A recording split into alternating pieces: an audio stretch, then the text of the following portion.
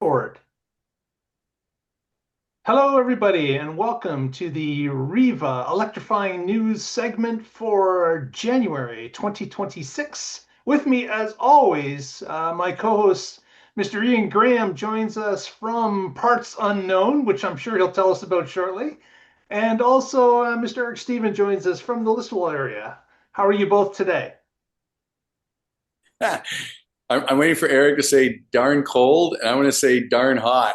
Oh, okay. Oh, I was gonna say, Ian, you want some snow? I got lots of snow.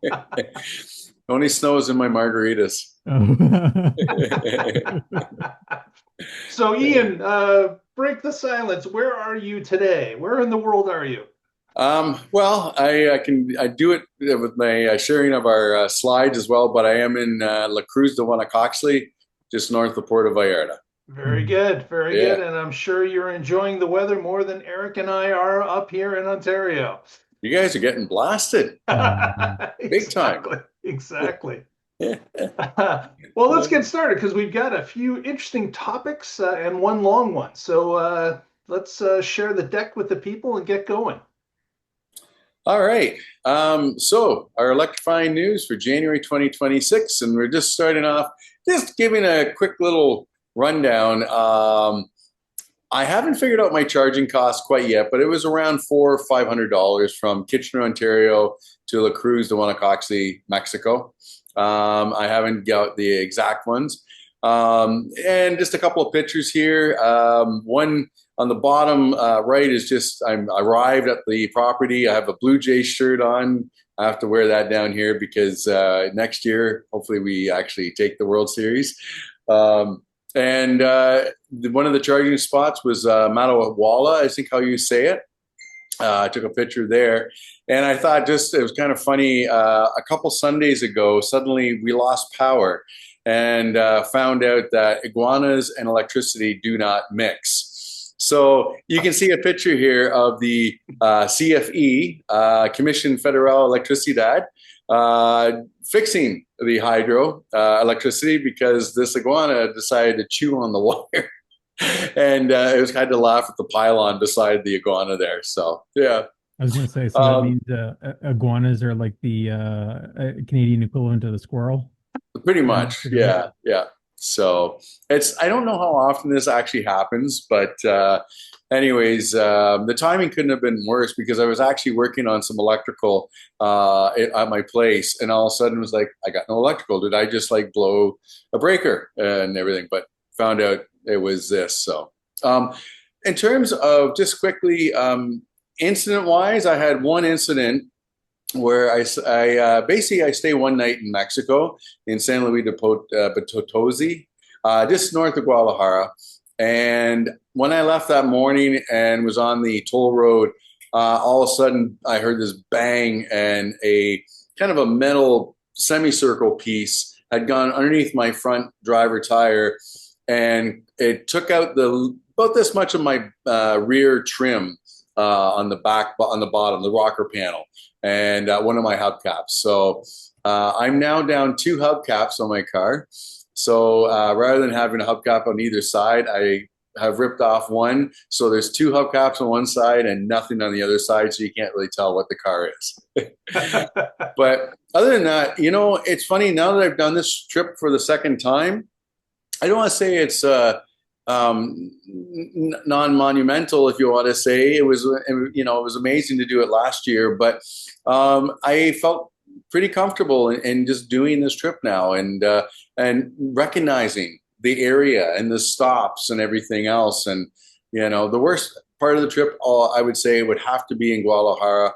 The Tesla superchargers are three levels down in a shopping mall parking garage, and to find them is a little bit of a chore in that respect. And also, Guadalajara traffic is nuts.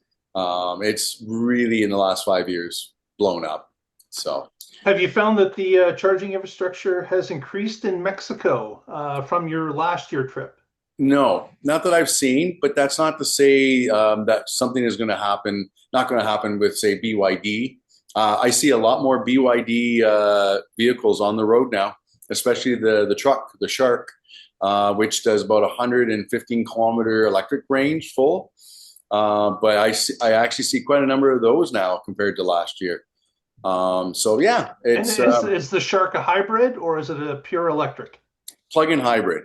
Okay. It's very similar to a Volt with the 100+ kilometer range, and they advertise that on their website. And another friend just got me one was Great Wall Motors GWM, very similar idea to the Shark. So he just picked that up as well. So yeah, I dare I say it's getting down here and that is it didn't feel all that difficult anymore. But I will say that yeah, it will be nice to see them getting some more chargers in place. Yeah. Yeah. So all right. Very good. Any questions from you, Eric? No questions right now. They're but you know, looking good. Yep. The tacos are still just as good. I'm sure they are. And some now have iguana meat, apparently. Yeah, that's known as chicken of the tree. So be very careful when you see pollo de albor, I think Yeah, is how you say it. watch specials of the day because they could be quite exotic. So Yeah, look out. Yeah. exactly. Chicken to the trees. Uh, it's interesting, the food down here, that's for sure. It's so good. Yeah. All right. So Canada wants to be the first in North America to build with Chinese knowledge. It was an interesting article. Yeah, this was kind of a surprise to the Mark Carney announcement about the deal that was made the day before.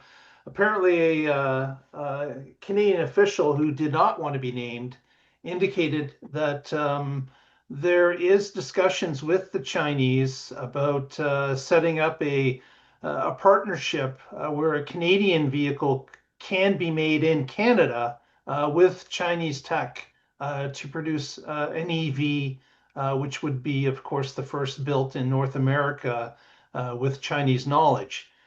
And this, of course, is not done. What this is a discussion that's currently going on. They're trying to find out if there is some common ground for this to be done.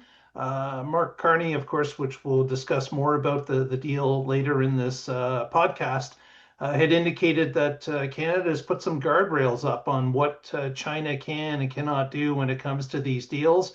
And this would also abide by that. But the unnamed source indicated that there's going to be some possibly stranded assets in Canada, in Ontario, where another automaker could come in and be able to start operations fairly quickly because some of the structure would already be in place.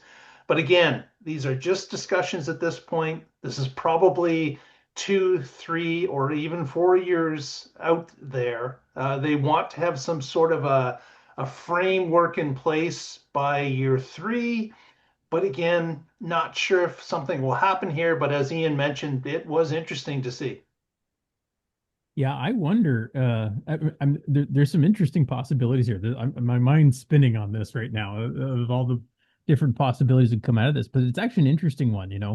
Having a solely made in Canada car by itself is a very difficult endeavor to do. But one thing that we have here in Canada, especially in Ontario, is we have a lot of automation and automotive build experience. We have a lot of part suppliers. We have a lot of expertise here for making cars and making the parts for cars. And then, of course, on top of the electric infrastructure for building batteries and stuff, which we've discussed many times. But having a Chinese company potentially coming in partnership, now that opens up the possibility of having a Canadian-made car that could also be exported to other markets possibly as well too, to bring that economies of scale.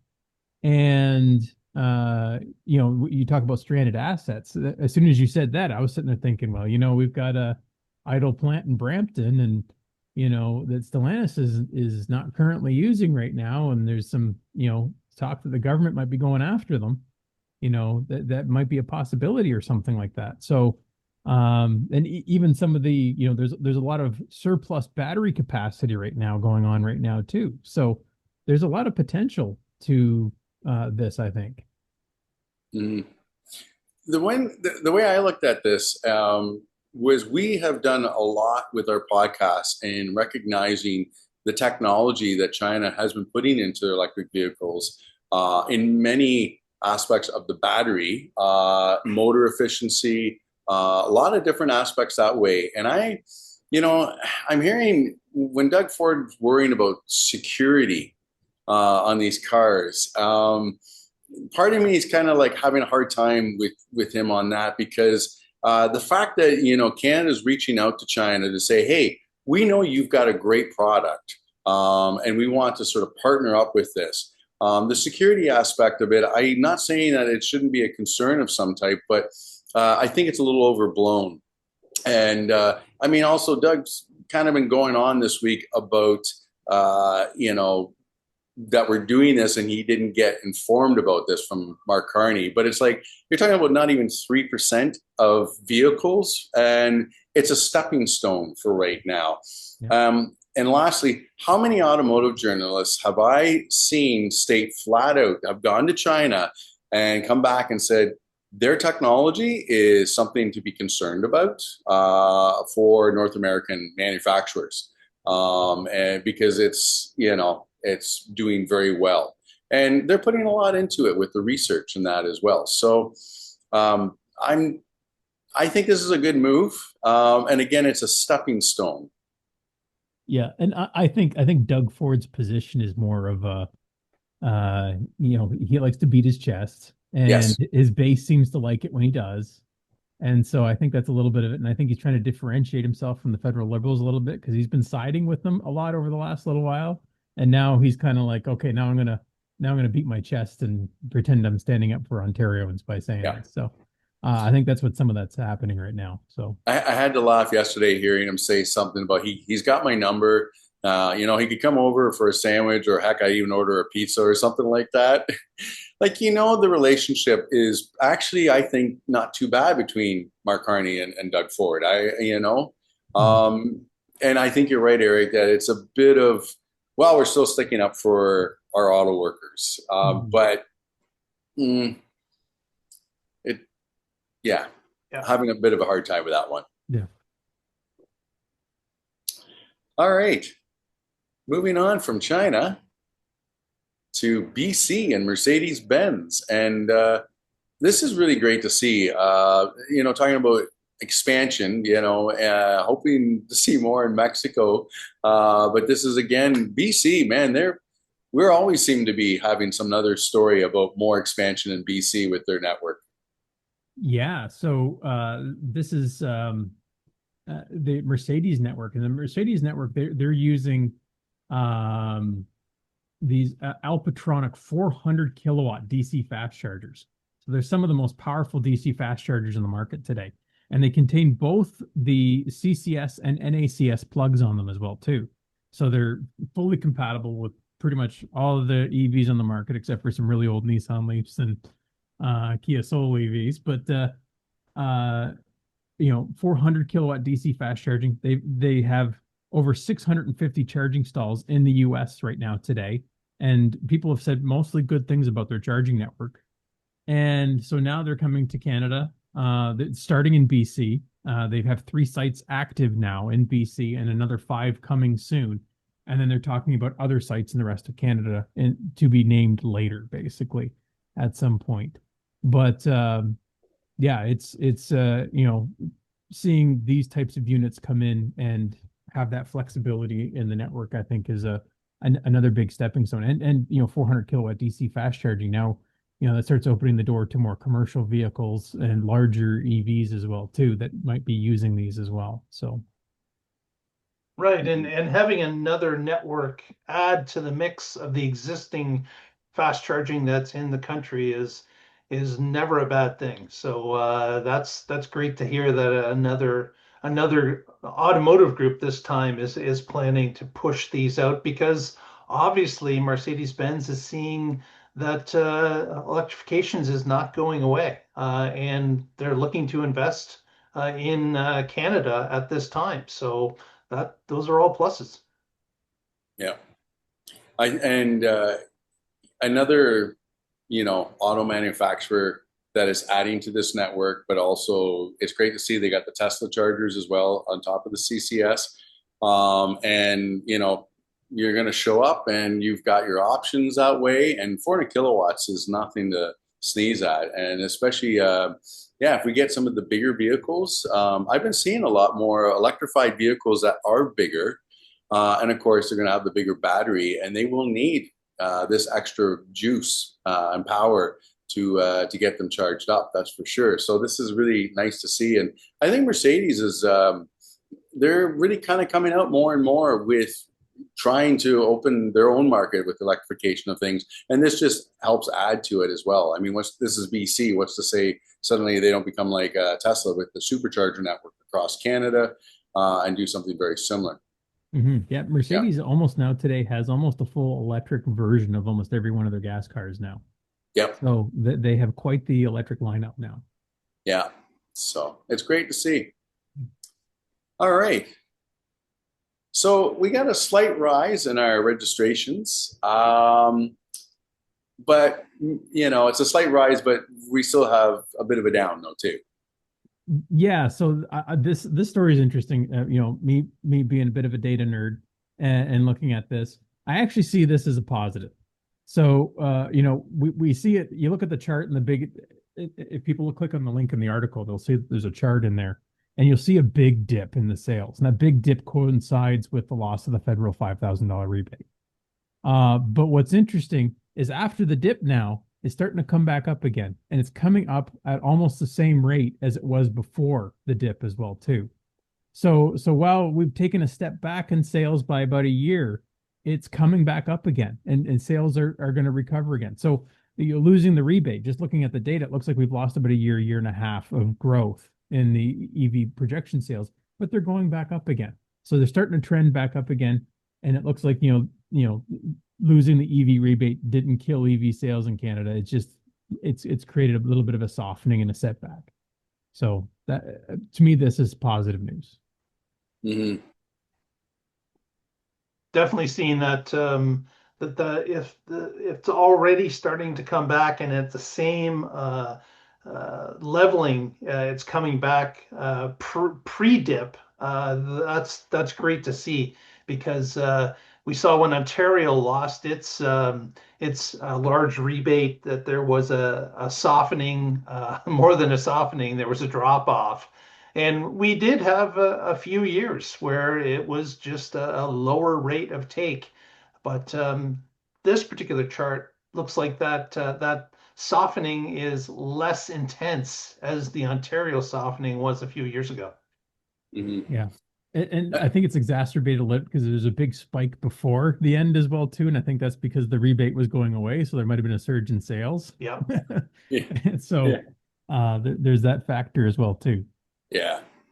I kind of question the softening, of course, with the rebate aspect, but the cushion, the way I look at it as well, is because there are so many more options of EVs now, and the prices do seem to be dropping that much more. So the Chevy Bolt that's coming out this year, even the Kona, is very reasonable. And now we're seeing, other manufacturers that are coming out with EVs that, price-wise are kind of getting in line at not bad at all for the price. And I think over time we'll see that raise up as well. Will the EV rebates come back on certain points? We'll have to see. That will, of course, help with things again. But I think some people are also being a lot more educated if they've never driven an EV or had one, but they've now talked to how many more people and getting sort of the real world reality of things. And we see this, of course, with social media. We see both sides, of course, but the people who are actually driving and doing this and giving the stories are probably influencing those to, I'm not going to wait for the rebate, and, oh, geez, I got more options and they're cheaper. So I can see this year, I wouldn't be surprised we're going to see that incline, going back up again.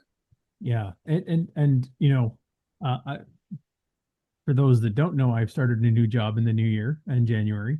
My new employer is installing 10 level 2 chargers at 19.8 kilowatts, so 80 amp level 2 chargers. Wow. And they're installing a 180 kilowatt DC fast charger as well too.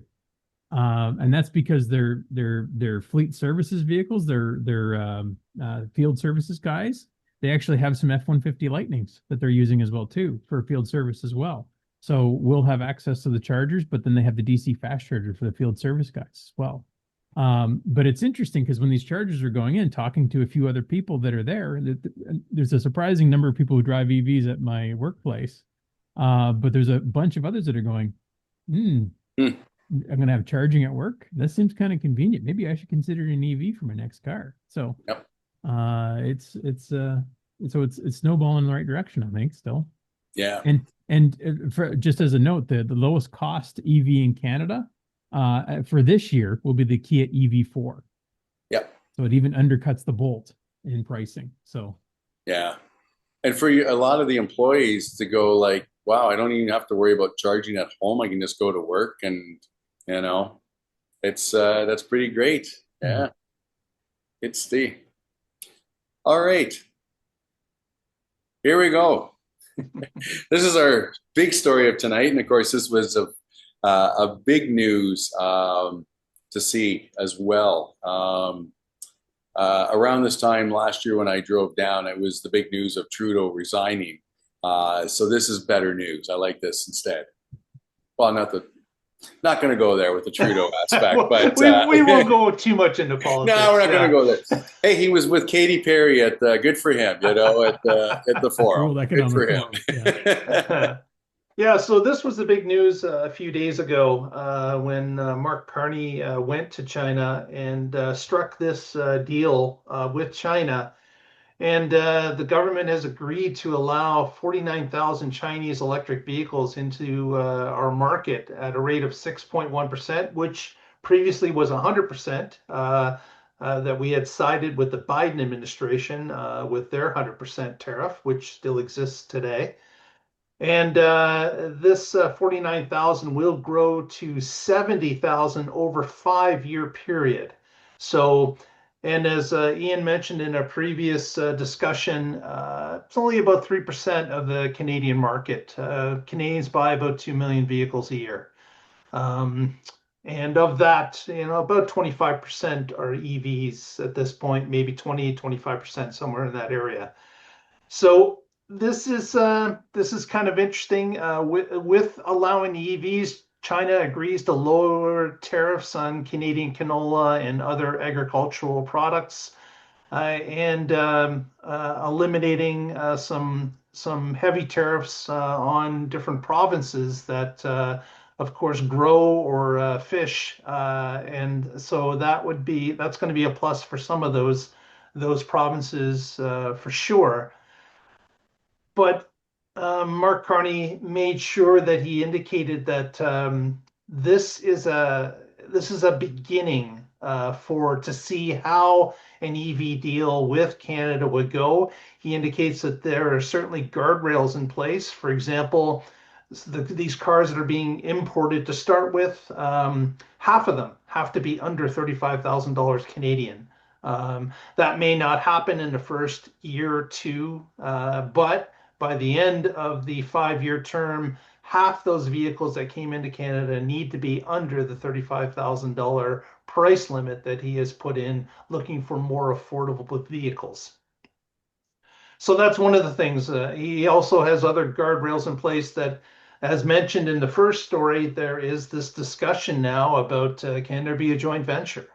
Can Canada and China work on building a Canadian car with Chinese tech?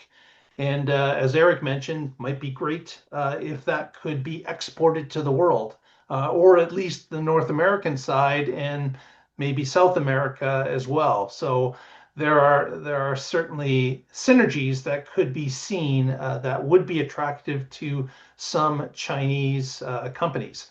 As to what these 49,000 cars are going to be, for the first year, there's all sorts of discussion all over the board as to how does a vehicle that's never been here before, does not have sales locations, does not have service locations, does not have parts, how would that be accepted into Canada? And the prevailing thought is that this is not just one company. This could be pulled in from multiple companies, and some of those companies may already be established. Polestar is already making cars in China. That may Tesla is already making cars in China. That may be something that is looked at. There are a few different Chinese vehicles that are imported into Canada, and those might be the ones to start. But I don't want to hog the whole thing. I'm going to pass it over to you two to comment on this as well.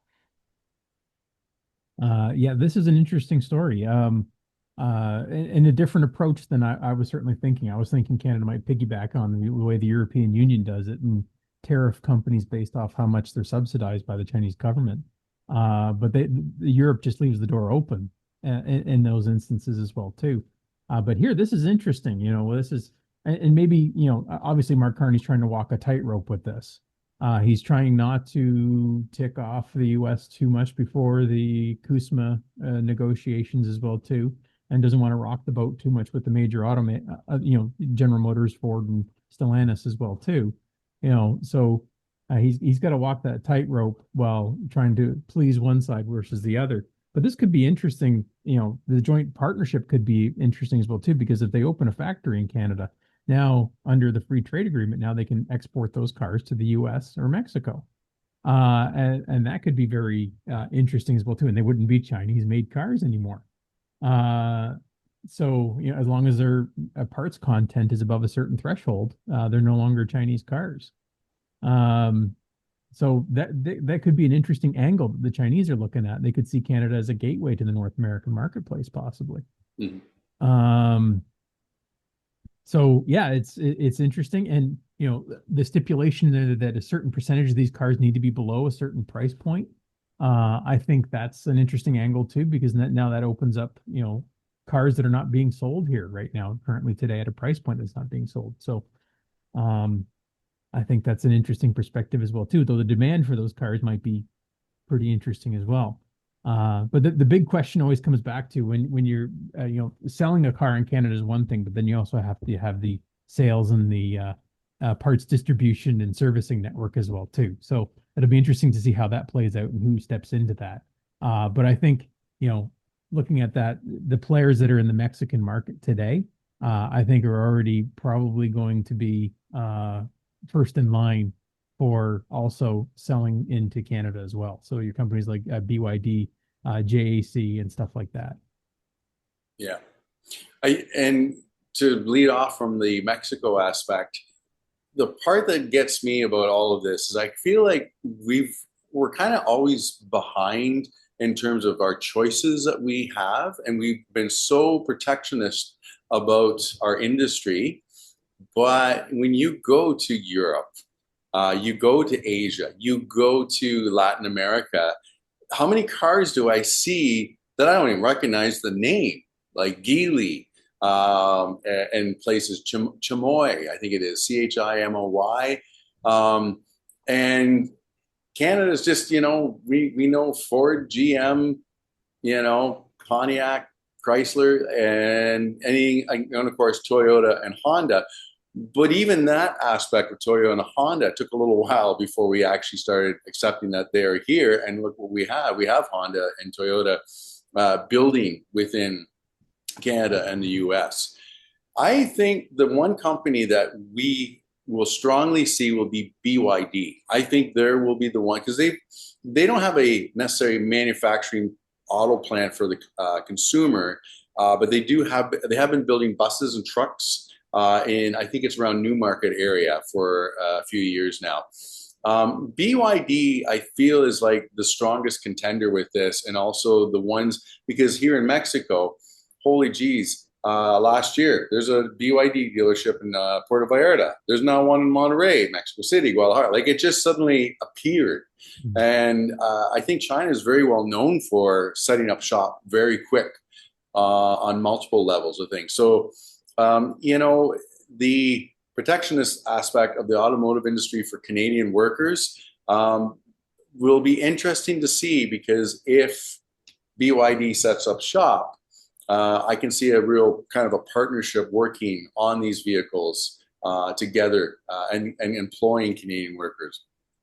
Also, quickly, that being said, I see the Shark truck down here from BYD, and that is a vehicle that I could see the truck guys who are just not sold on a full electric. They got that backup, and they're going to realize after a point that 100 kilometers is probably like 90% of what they do. And oh, we're going to do a long trip. Okay, we got the gas, so be that's what it is. But it'll open up a lot of doors and knowledge, I think, that way as well. The Shark truck is a nice looking truck, and I've talked to a few owners down here, and they all love it. I asked them about with the 100-kilometer plus range and all this stuff, and yeah, they love it. The other thing about this, and kind of a last point to, with Trump saying like, it's a good thing. Carney is, I feel like, because it's been 7+ years since we've had any sort of a door opening with China. And if anyone, I think, could go and be very diplomatic about it and approach it in a way that is respectful, I really think Mark Carney's done a great job with that. And it'll be interesting to see future-wise where that relationship will go. It's helping, canola. It's helping with out east with the seafood aspect of things. But I think this is only the beginning. And I think Carney is being very, there's something about him. He doesn't look at just the present. He's also looking, what is the future aspect of this? What are the implications? I think he's definitely being strategic about this. Yeah, and it looks good on the country. I think the way he's been handling it. Also, keep in mind that Kuzma is going to be renegotiated this year at some point. yep. And Trump has constantly said in the media that he doesn't need Canada, he doesn't need their products, he doesn't need their parts, he doesn't need anything. And as far as Kuzma is concerned, he could just let it die. So I think we have to take him at face value because he has been trying to destroy trade and has done a pretty darn good job to this point. Once Kuzma's gone, we are in another trade deficit, a problem where people are trying to figure out what we can do. At least Carney's starting to open some doors out there. I realize that we'll always be connected to the US by the hip. There are things that we will always be connected to them for, but there's no harm in doubling our trade to other world countries and working on this time that we've got the Kuzma still in effect to see if we can entice others, not just China, but others to come in and do this. And one more point I want to make is that China wouldn't be the only one that's just bringing in cars and getting charged a 6.1% tariff. Mazda's out there doing the same thing. We've got, of course, Nissan. We've got Mitsubishi. We've got a number of different car makers that do not have a plant here in Canada, but still import cars in. So this is not unprecedented. It may be unprecedented for the EV side of things, but this is something that happens all the time. Yeah. And, one last point I wanted to point out too is, the automotive industry is a long lead industry. If they're going to set up shop and do stuff here in Canada, it's not something, I mean, yes, in Mexico, they set up fairly quickly, but fairly quickly is over a few years. The Trump administration, as much as the presence has been huge in the room, they're not going to last forever. And the industry's looking at, okay, what is a post-Trump going to look like at some point in the U.S.? And what role does Canada have to play in that?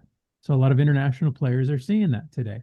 So even if you're looking at building a partnership Canadian car or something like that, to actually put that in place and to tool it up, we're looking at a few years. And a few years from now, the ecosystem and the relationship between the U.S. and Canada could change drastically by then in many different ways. So. Yeah. We're up against the clock for tonight. Let's say our goodbyes. Any shout outs from you, Mr. Graham? Tacos, the best thing. Very good. Eric? No shout outs for me right now. Okay, very good. We thank everyone for watching. If you haven't already, please give us a thumbs up on the video, press that subscribe, and you'll be notified of our next. We thank